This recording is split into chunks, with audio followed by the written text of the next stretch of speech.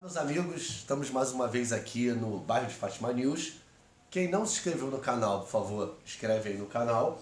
Estamos aqui para mais uma série das aulas Viajando nos Atlas.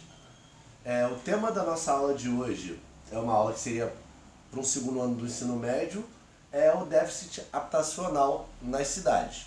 Eu queria dedicar essa aula a dois pesquisadores amigos meus, o Erlan Raposo e o Lucas Carvalho, que estudam questão habitacional. Para quem não me conhece, eu sou o Márcio da Rochela, sou doutor em Geografia pela Universidade Federal Fluminense e sou professor da rede estadual do Rio de Janeiro. Então, os atlas que a gente vai utilizar hoje são o Atlas Geográfico Escolar do IBGE, que a gente já utilizou diversas vezes em algumas aulas, e o Atlas Escolar da cidade do Rio de Janeiro, também provido pela Prefeitura do Rio em 2001. Bom, se a gente olhar aqui, chegar pertinho aqui, olhar o Atlas do Brasil, a gente vai ver que existe o quê? Uma concentração de população aqui no Sudeste, basicamente em São Paulo e Rio de Janeiro, né? Muito mais no litoral e principalmente aqui. E por que que a gente tem essa concentração de população? Bom, a gente tem primeiro os motivos que fazem com que as populações saiam dos seus lugares de origem.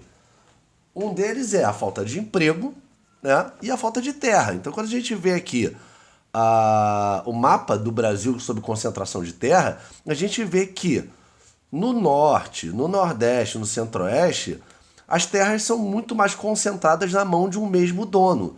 Então, se você não tem terra, e se o seu trabalho na terra é um trabalho que é ruim, que não consegue te dar condições de uma moradia boa ou de uma vida plena, você vai migrar. E as pessoas passaram a migrar para o Sudeste, porque o Sudeste oferece bens e serviços que atraem as pessoas, principalmente empregos. Então, se você olhar, por exemplo, aqui nesse mapa, acesso a serviço de água, acesso a serviço de esgoto, a maior concentração está aqui, ó, no Sudeste, né? Aqui, água, que é um problema sério em muitas partes do Brasil, e esgotamento sanitário. A gente está aqui, justamente aqui, nessas áreas do Brasil. Então a população vai migrar naturalmente para a região sudeste, principalmente para quê? Para as áreas urbanas. Mas o que é uma área urbana? A gente já falou isso algumas vezes, mas vamos tentar lembrar aqui. Uma área urbana é uma área em que o uso do solo ele não é agrícola, ou seja, não é baseada no setor primário. A economia está no setor secundário e terciário. Secundário, indústria, terciário, comércio e serviços, onde mais emprega gente. Ainda que a paisagem possa algumas vezes parecer rural, se o uso da terra é um uso urbano, a área vai ser naturalmente urbana. Inclusive, a gente pode pensar o seguinte: a terra na área urbana ela tem um valor diferenciado do que da área rural. Às vezes, um mesmo pedaço de terra numa área urbana pode valer até 1000 vezes mais do que um pedaço de terra numa área rural. Por quê? Na área rural, a terra ela tem um valor de uso. Ou seja, o valor dela é se a terra é plana, se a terra é fértil, quais são as propriedades desse solo. Na área urbana, isso não importa. O que importa para a área urbana é o valor de localização.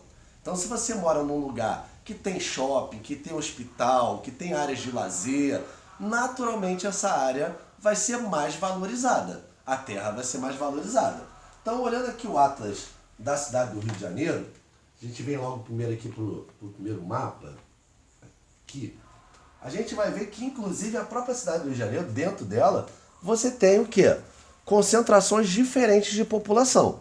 A gente tem muito mais população aqui na região central e norte do município do Rio, né? Mais concentrada, e a população absoluta ela começa a crescer para outros espaços da cidade.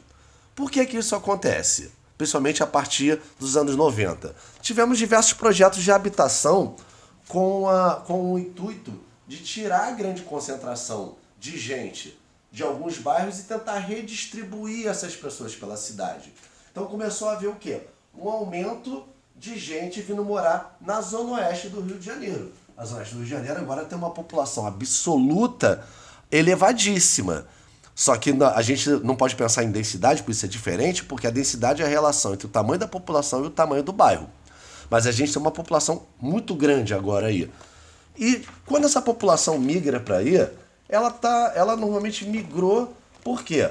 Porque o município foi oferecer moradia mais barata, acesso a crédito para você comprar moradia. Só que essas áreas da cidade são problemáticas em relação ao transporte. Então, por exemplo, se você pega aqui a malha viária, a malha ferroviária do Rio de Janeiro, a maior concentração de linhas de trem está justamente na Zona Norte. E a Zona Oeste você tem só uma linha de trem. Você não tem metrô vindo para cá.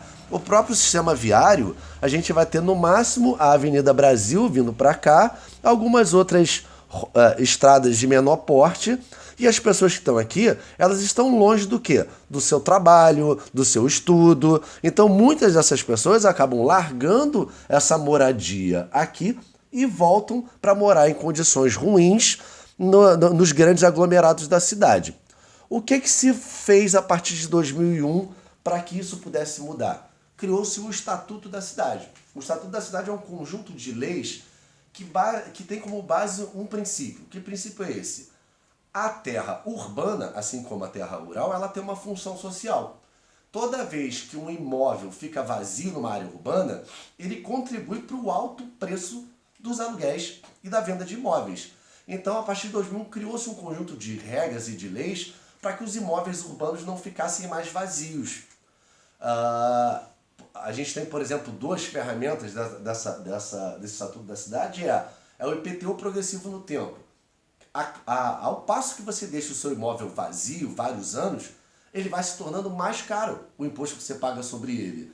A mesma coisa é a lei do uso capião. Se você ocupa um imóvel vazio durante 5 anos, o dono desse imóvel ele não paga nenhum imposto. E você tem como comprovar que há 5 anos você mora ali, o imóvel pode ser seu. Aí vamos perguntar, Márcio, mas o imóvel é meu, eu não tenho o direito de fazer dele o que eu quiser? Você não vive sozinho, você vive em sociedade. Na próxima aula a gente vai aprofundar um pouco mais sobre o Estatuto da Cidade e eu deixo aqui uma frase importante do Movimento dos Trabalhadores Sem Teto, que é o seguinte: se morar é um direito, ocupar é um dever. Até a próxima.